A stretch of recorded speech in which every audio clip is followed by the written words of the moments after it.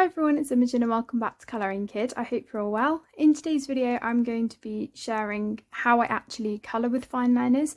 I did a video the other week that was actually really popular, sharing the different ways that I use fine liners, but today I'm actually going to be showing you how I implement them on a page because I got quite a lot of requests to do that. So what I'd recommend doing if you haven't already is watching the video that I did. I've also done a part 1 to that as well that I did a year ago, just so that you get an idea of the different techniques and things, and then I will be showing how I do them basically. You may also notice that the background looks a little bit cleaner and new.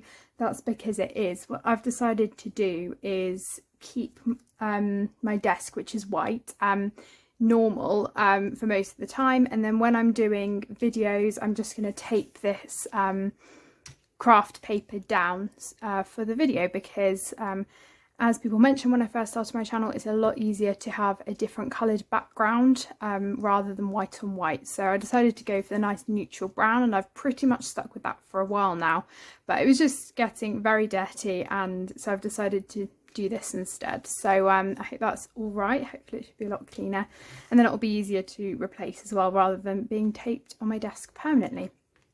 Okay, so we're going to be working in Mythographic Frozen Fantasies by Fabiana Attanasio. This was one of the pages that I wanted to do this month, and I'm really pleased that I have got around to it. So the picture that I'm working on is this lovely one with the polar bear, and I'm really liking how it's turning out so far. We are going to be working on one of the flowers here, and yeah, basically I'm going to be using 3 different techniques for this. I'm going to be using or showing you how to put fine liner as a base, how to go over pencil with fine liner, and also how to go over gel pen with fine liner as well. So we're going to be colouring this one because I figured that's quite a nice big one with open petals, and it'll be easier to do. So I'm just going to zoom you in a little bit and just share with you what I am using in case you'd like to follow along as well. So I'm not going to zoom in too much, otherwise it won't be very clear to see. But to start off with, I'm going to be using a fine liner base with 2 different colours. So we've got the Arteza Inconic fine liners that I'm going to be using today. I did share all of the different materials and types of fine liners that I have in the video that I did. So if you want to know about the other things I have, you can check that video out. I'll link both of them in the description for you. I'm using A219 and A143. These don't have names, but they do have numbers, which is great because it's a big set. If you get the full set, it's 120 colours. So firstly, I'm going to be showing how I actually do a fine liner base. Now this is easier said than done, really. But you want to try as much as possible to get a smooth lay down with your fine liner.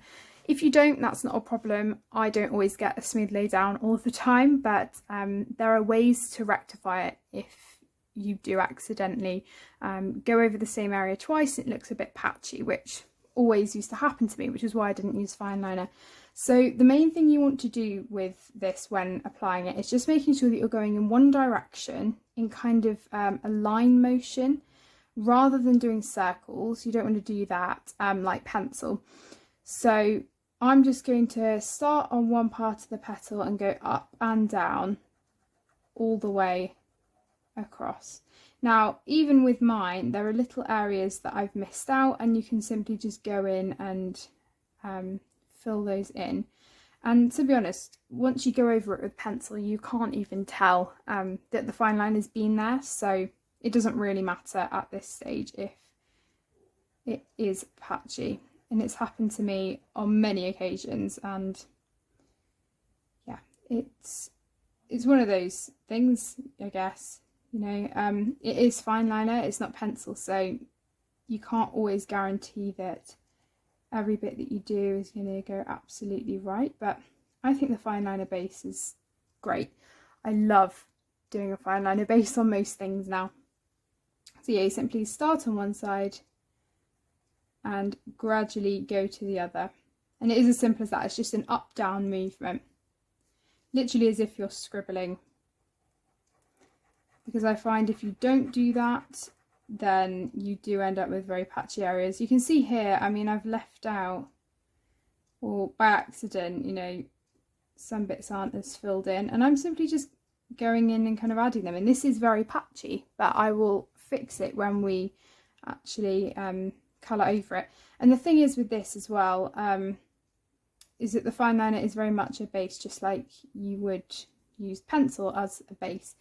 But I find that this just gives a really nice bold effect. Colour's already there for you, so you don't have to do as much work with pencil. And you do have to treat them the same as a marker if you're doing a marker base. I know it's a lot easier with alcohol markers, for example, because of the makeup of the marker. They don't streak as much as water-based markers, and fine liners are basically water-based markers, just very, very thin, which makes it even harder.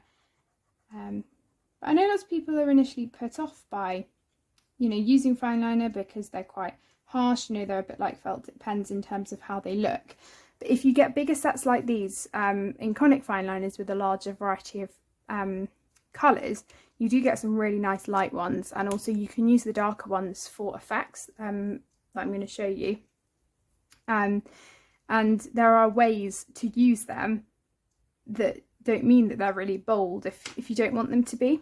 So that's hopefully what I'm going to show you. As I said in my video, you never want a fine liner base to be as dark as your pencil colour, because then you won't be able to get highlights as easily unless you use a white or a kind of cream colour. Yeah, you always want these to be a lot lighter. So as you can see, this purple will end up looking like this, and all of the lightest parts of this flower are actually the fine liner. I haven't gone in with any highlights, so the fine liner actually acts as the highlighter once you use the pencil. So these are the pencils that I'm going to be using, these three, and you can see that this one is very dark, and even the lightest one is darker than the fine liner. I will just show you that. So this is our fine liner colour, and this is our lightest pencil colour there, and then it's going to gradiate. I've got kind of different tones of purple, which is really nice, so I like how it turns out. Yeah, we gradiate into the darker purples, so you always want that. You want your lightest colour to be considerably darker than your base. So I hope that makes sense. In terms of the colouring process, it's exactly the same as you'd normally colour. I do find that sometimes you do get a little bit less tooth once you've put a base of your fine liner down, because you're kind of you know, pressing the paper down when you're using the fine liner. So I'm just going to be using a Faber-Castell Eco pencil, a luminance, and then a polychromos. These are just colours that I thought went quite well together. I've actually used polychromos for the whole of this picture up until this point. So yeah, you colour exactly the same as you normally would. Personally for me, if I didn't use fine liner, I'd always put a base down of the lightest colour, then go from dark, medium, and then light again. So the fine liner does take away a considerable amount of work that you have to do, which is really good for me. So if you want the highlight of the fine liner to still come through, then I'd recommend not colouring every little bit. Then we're onto the lightest bit now, and that's how much I'm going to do. And because there's less tooth, there's not as much white space. I'm just going to go in and actually use a blender pencil. This is the Caran d'Ache blender pencil. I really like how it's working on this page. I used it for the background. So that's basically how I'm colouring it. So I colour it exactly the same. I'm going to colour one more petal real time, and then what I'm going to do is speed it up for you so you don't have to sit through me just colouring the same thing over and over again, because there are quite a few petals on this flower. I find this sort of thing really fun to do, and I like the actual laying down of fine liner. I find it really relaxing. It's a different way of colouring to pencil. And I like that I'm mixing, you know, different media, because up until last year I would never use fine liner on a page, so it's really opened up different ways of colouring for me. So that is how I'm colouring it. Once I've finished colouring all the petals, I will show you how I'm going to implement the next technique. So I'll see you in a bit.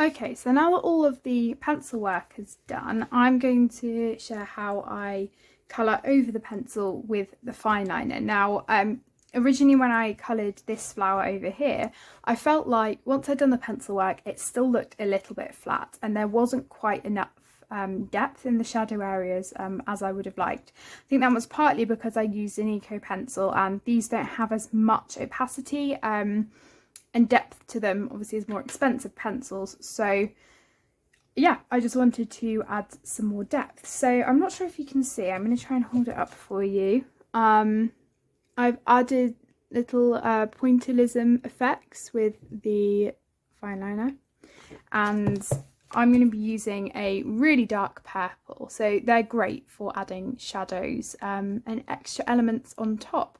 So this is A165, also from the Arteza Inconic fine liners. I've also found they're really good if you want to add little lines or, you know, anything like that to add some extra texture to things. So all I'm going to do is simply make a line where I want the shadow area to be, and then I've just kind of added some dots like this. Sometimes I won't add dots, it really depends, but sometimes I'll just leave the line and that's enough.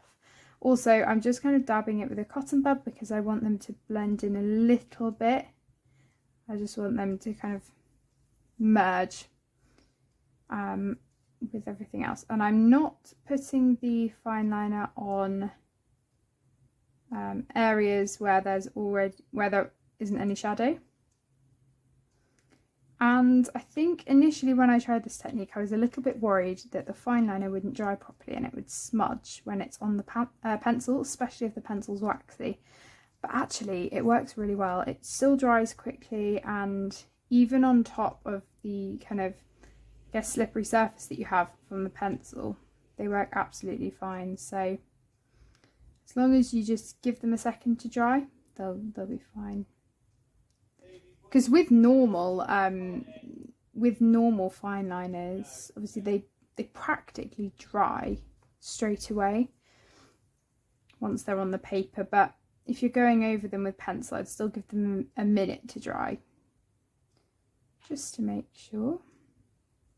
So this type of method does take a little bit of time because pointillism is quite a lengthy process because you're doing lots of tiny little dots, but I really like the effect and it was just something extra that I wanted to add. But you could do a number of different things with your fine liners if you want to add more texture or depth.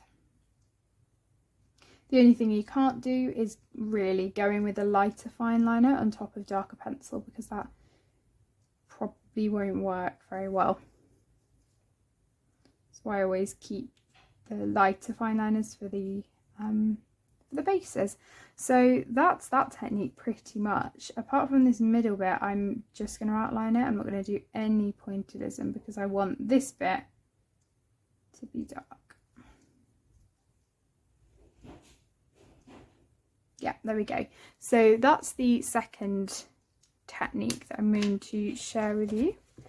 I hope you can see that there. So I really like using them like that actually. The third technique is going to be how I put a fine liner over white gel pen. So what I'm going to do firstly is just simply colour the crystal in the middle of the flower.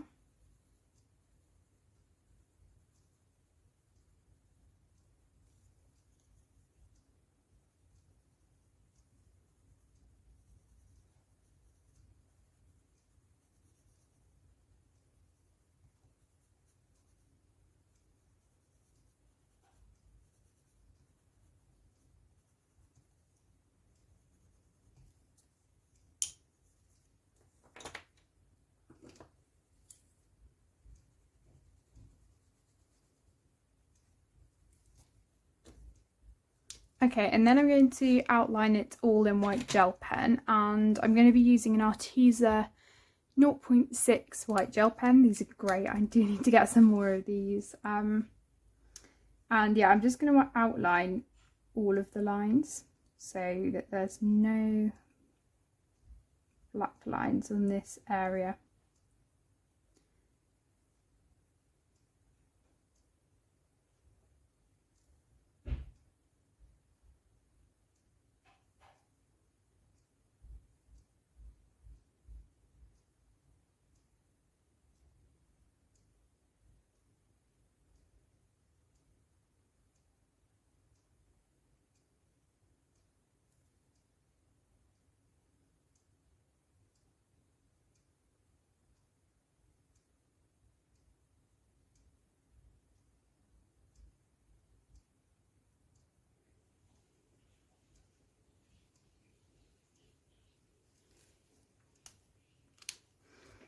Okay, so that's all done. I'm just going to let it dry. So whilst we're letting it dry, I'm just going to finish off the other parts of the flower.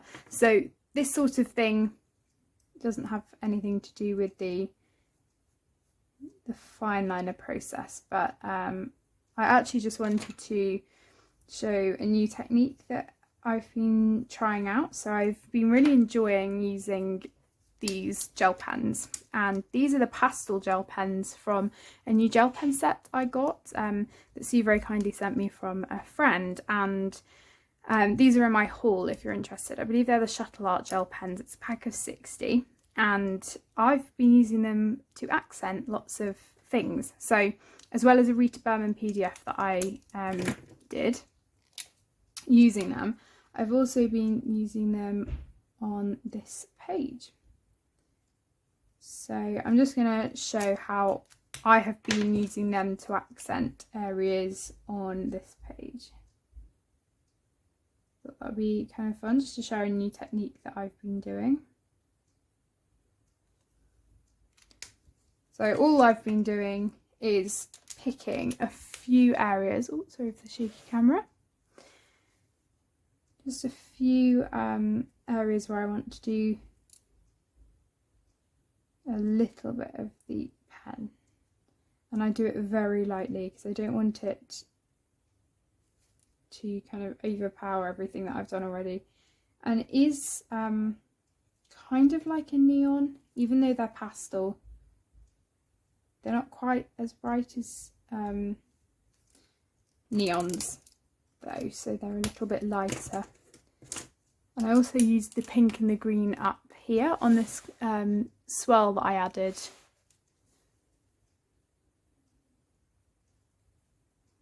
You do have to do it very lightly if you want a very thin line. I'm not actually sure the nib sizes on these. Yeah, that's just what I've been doing. I've been really enjoying doing that. So that is that. I'm hoping, yeah, this looks pretty dry. So this is the third technique, how I use the fine liner over white gel pen. Now, as you can see, if I just hold that up, at the moment, the white gel pen has covered quite a lot of the pencil and it looks a little bit flat. So what I like to do is just go back and kind of colour in some of the white gel pen and give the white gel pen a tint of colour. You have to be quite light-handed just because you don't want any of the white gel pen to scratch off.